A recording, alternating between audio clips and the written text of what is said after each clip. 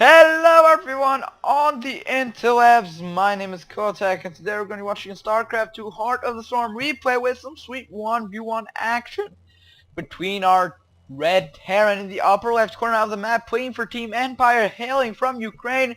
It is Cass versus our purple Zerg in the bottom right corner of the map playing for Team BQ. It is Denver.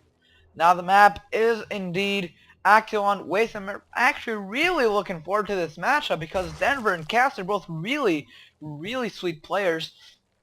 They're really nice Zergs and Terrans, and they can just probably just deliver us a great match. Now, looking at the map, we can actually kind of see some things that are going to benefit Denver and some things that are actually going to benefit Cass. Now for Cass, he kind of has a nice drop potential because you can just try and drop here around this area. This one's kind of hard to drop around here because you can just put turrets here or sport crawlers here and sport crawlers here, and you can just defend that line easily. If you don't defend this line, then it's just something is wrong because you can just put sport crawlers, stack defense, and you're done.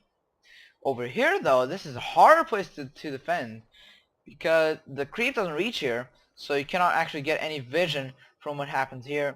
The spore crawlers here don't actually affect any drops that happen here, so that's kind of an issue. So it's going to be a bit tough to defend. You can just try and sneak a drop around, and it's going to be great. No problems there. Now for Denver, you kind of have the speed potential. You can kind of get a really nice rush distance here. Kind of do some pressure. Kind of just like some swarm hosts around here, for example, just saying a unit out there, and you can just contain him. You can contain him with swarm hosts pretty nicely, but the widow mines and the tanks can just counter that pretty easily. Now, looking at both players' sides, both players' views, we are kind of seeing the same playstyle behind what they're doing, which is actually an economic playstyle. They're both expanding. Denver already taking a third before the second one is even close to ready. It still needs kind of a half a minute, 30 seconds there to just finish, but he's already throwing down that third. Only now is the spawning pool being thrown down. Still no overlord or anything. There he goes, the overlord. Wow, Denver just going for that really economic playstyle. No speedlings. Well, maybe a couple speedlings, not much. This expansion is about to finish. He really just wants that economy right up pronto. Now, the bunker here for Cass trying to defend that mineral line, trying to defend this gas. And the marine here, is there going to be a marine here? Yes, it will. The overlord is not going to be able to escape and will eventually die, probably. Maybe it'll be able to sneak up into the main basement. I'm not actually sure about that. And Cass is actually getting his orbital command up.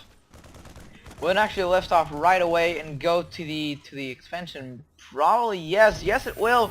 That's going to happen. The overlord just snuck into this little nook in the base, so it is pretty fine there. Now he just needs to be careful not to lure him or to be lured into a trap and just die. Now the bunker could just unload and kill that overlord pretty nice and pretty easily. But Denver is actually pretty microing that pretty easily. Now the reactor's being made, the factory's almost done. He's just going for those Hellions maybe. Yeah, double gas, so we might actually see the mech style from Cass. It is actually pretty likely unless he throws down a bit more barracks. But another expansion. Wow, he really wants that economy. He just wants to maybe just get kind of an economy. Some resources are going up because mech is actually a pretty expensive, pretty immobile style of play. And widow mines already. Not even Hellions. We're gonna see widow mines to just defend this entrance. Two Zerglings going towards Cass. Just scout, and already an armory for Cass. So we are definitely going to see some sort of mech. Will it be just Hellbats? Just do some Hellbat droppage, or will it actually be some sweet all-in, well not all-in, but full-on mech style? We might actually just see that. I'm not sure if Denver's going to be prepared for that. He still has no lair. He needs those roaches or some other type of units to just defend it. Now the saturation between all three bases is just awesome. Getting 18 here, 11 here, 8 here. They're just all the drones are just spread out, and he just keeps making more. He's just doing like one per base. Yes, he is.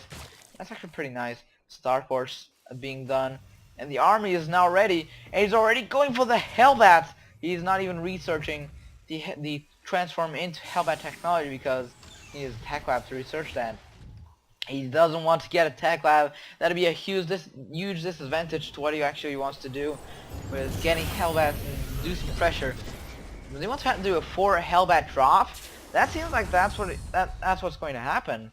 They're already getting 2 more Hellbats and a couple of Medivacs. Yeah, it seems like that's what is going to happen. And might actually do a ton of damage because look at what Denver has. Denver has absolutely nothing to defend against this. He needs roaches to defend against Hellbats. He doesn't even have a roach warren on the way. He does have a Spinecrawler, 1 Spinecrawler here in the main base, but looking at the vision of Denver, actually has a bit of vision. Maybe you can see, well, there's a reactor there, so he may be going for mech. Well, we can't be sure about that. We can't actually be sure that he knows that because he is going for Banelings. That's not the right decision to go against Hellbats because they have a lot of HP. And how much HP do they actually have? I don't even know. I wish I could select that, but I can't. Can I actually go over here? And no, I cannot. Wow. Just 4 Hellbats being sent into the base of Denver. He's gonna have a lot of trouble defending against this. 1 queen won't do anything. A lot of Zerglings are being made. They're almost done, but they have speed. I thought they didn't have speed. Now the surround here is awesome, but is awesome for cast. Besides, the Medivacs are just healing the Hellbats at a faster rate than what they're being killed. Well, one's about to die. That is the case. 1 died, but look at the cost. Look at the amount of Zerglings that just died there. A couple more drones are being made. The Roach Warren is now being made. I'm afraid it's going to be too late because the Hellbats are already doing a ton of damage. That queen is running away, but and again, just gonna repeat myself. What can he do? Will this actually end the game? Will this Hellbat drop actually finish it off? Wow, the Hellbat drop is awesome. It's genius, the amount of drones that I actually got. And the drones are forced to run away, but a lot more Hellbats. 4 more Hellbats and GG. Denver quit the game because this harassment was just awesome.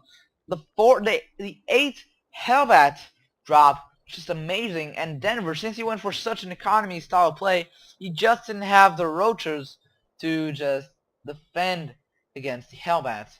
And a bit of a poor scouting here kinda just forced him into a GG. Well, maybe he knew that mech was coming, but the Roach Warren just came late, in my opinion. Thank you all for watching, and I'll see you all next time.